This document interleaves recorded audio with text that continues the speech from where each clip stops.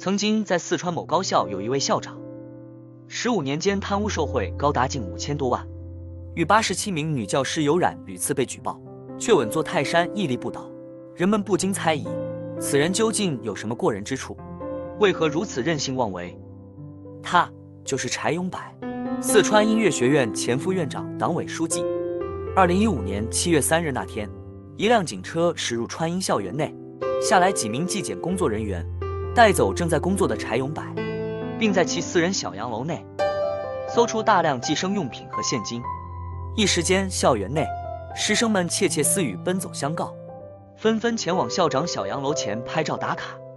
没想到日常生活中，看上去严肃认真、一本正经的副院长，背地里竟如此贪婪、风流成性，令人大跌眼镜。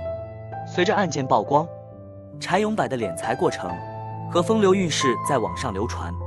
上个世纪50年代，柴永柏出生于四川南充的一户农村家庭，因为是男孩，从小就被家人寄予厚望，希望他能出人头地，光宗耀祖。好在柴永柏刻苦学习，一心想脱离穷山沟，最终考上了川北医学院医学专业。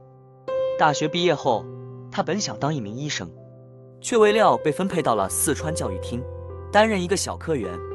不甘愿放弃理想的柴永柏，一心想要调岗，于是他一边学习专业知识，参加资格考试，一边利用在教育厅的人脉关系，请客送礼。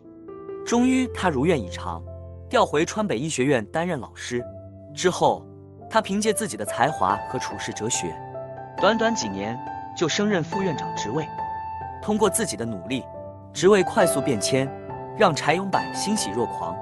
他享受着职位带来的尊严，同时也感受着权力带来的财富。收礼物、拿红包成为家常事。2001年，柴永柏又被上级调至四川音乐学院担任副院长。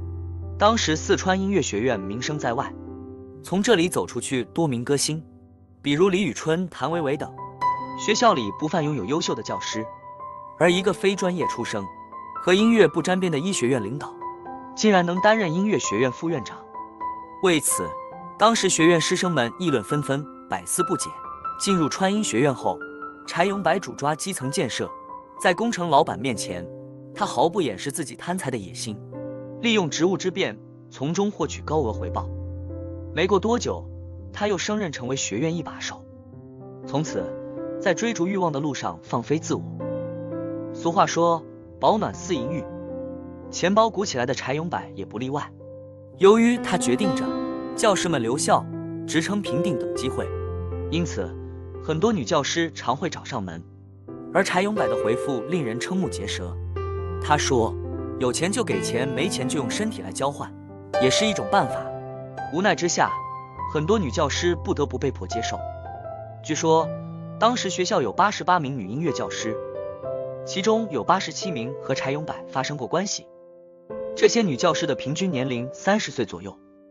为了方便与女教师们沟通，他还在校园内建立了一座后宫花园，有时还会与多名女教师一起运动。而其中最为人们熟知的3名女教师，她们被称为川音歌麦3人组。有了3位得力干将的加持，柴永柏更是肆无忌惮敛财。他们不仅包揽学校的所有工程和项目，同时还向高考分数较低的学生家长收取赞助费，让他们的孩子能进入到学校。柴永柏任职期间，也有多名教师实在看不惯这位校长的作风，便向上级举报，但都石沉大海，不了了之。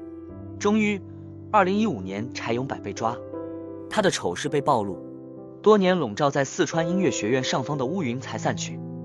经法院审判，柴永柏贪污受贿4336万，罚款100万，被判处11年。